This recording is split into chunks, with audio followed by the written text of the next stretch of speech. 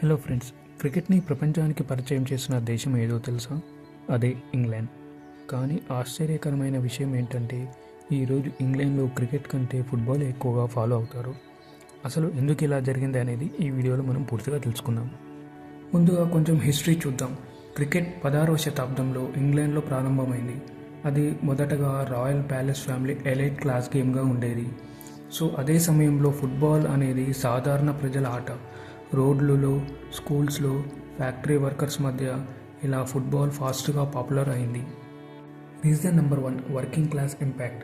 ఇంగ్లాండ్లో industrial revolution తర్వాత working class జనాభా పెరిగింది.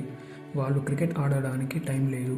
ఒక్క మ్యాచ్ రోజంతా పడుతుంది. కానీ ఫుట్బాల్ కేవలం 90 మినిట్స్లో పూర్తవుతుంది.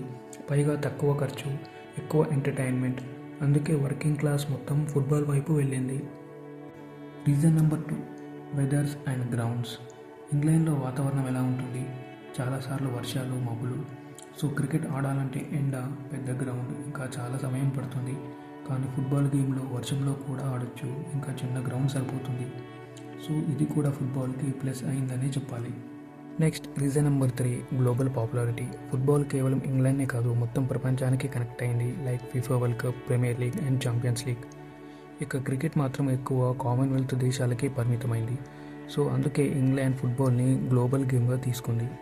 కన్క్లూజన్. కాబట్టి ఫ్రెండ్స్, క్రికెట్ని కనిపెట్టిన ఫుట్బాల్ని ఇంగ్లాండ్ ఎందుకు ఎంచుకుందో ఇప్పుడు మీకు క్లియర్గా అర్థమైంది అనుకుంటా. Okay, thanks for watching.